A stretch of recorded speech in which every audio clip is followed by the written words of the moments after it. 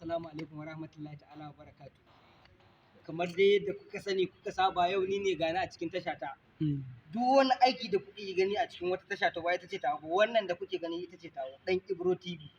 Ina sanar muku da ita Dan Ibro TV, ku danna subscribe sannan ku danna kararrawa. Akwai ayyuka da za a fara kwanan nan.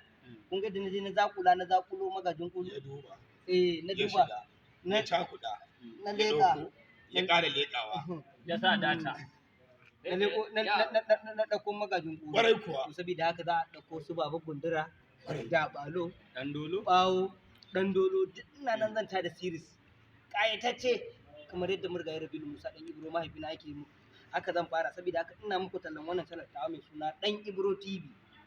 Duk wani suna da kuka gani ba shi ne tasha ta ba, wannan da kuka ga an sa Dan Ibro TV ita ce ta ba. Dan Ibro TV a danna subscribe sannan a danna ƙararrawa. Yadda da zarar mun ɗora aiki za ku dinga gani. ko kuma muna nan tare da ku a koda wani lokaci muna tare da shi, muna tare da ku. Dan Ibro TV za mu ci gaba da nishaɗantar da ku a kowane lokaci da fina-finanmu masu ƙayatarwa. Ga kuma magajin ƙulu. Gaskiya ne. A biyo mu a sha kallo lafiya, gani ga amini na Allah cikin iyayenmu. Allah. Shi ma fa da kuke gani dan gidan kulun ne. Dan gida ne na kulu. Gani ga kamar yadda nake ni kuma dan gidan murgaye Rabilu. Gaba ta tafi, gaba ta dawo. A biyo mu a sha kallo lafiya, gani ga yafsan gaye. Yafsan gaye. Wannan kuka ga ana yafsan gaye akwai wani shiri da muna nan. Ya ma sunan shirin nan? Da baibayin tsumma. Namun nan fa. Da baibayin tsumma. Da baibayin tsumma. Saboda haka kar ku manta akwai wani shiri da muna nan muna yi muku shi wanda zai dawo muku da kallon kamar kuna kallon murgaye Rabilu Musa dan Ibro ne da murgaye. Muna nan da wayannan mutanen mun fara yin sa. Baibayin tsumma. Ana da baibayan a ciki. Harkar gwangwan muke yi.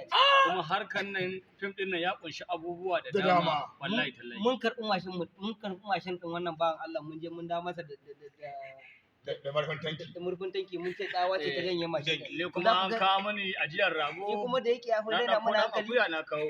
Mun bashi rago ƙato ajiya, to da muka zo zamu karɓa zamu koma sana'a, zamu je mu sayar kawai kawo mana wannan wanda dan akwai da aka kawo mai wannan da wannan bakin nasa gada uku zai mai ya ci da akwai. Ni kuma nuna mar duk wanda ya mun kankara kai mai na rodi ma ba ma ita ce ba. Don haka a biyo mu a sha kallo lafiya. Kar ku sake a baka labari wannan tasha tawa mai suna Dan Ibro TV. Dan Ibro TV. A biyo mu a sha kallo lafiya. Kai ni ban ana da nake tsaye a jikin ka wannan bakin naka. Nagode jama'a, nagode.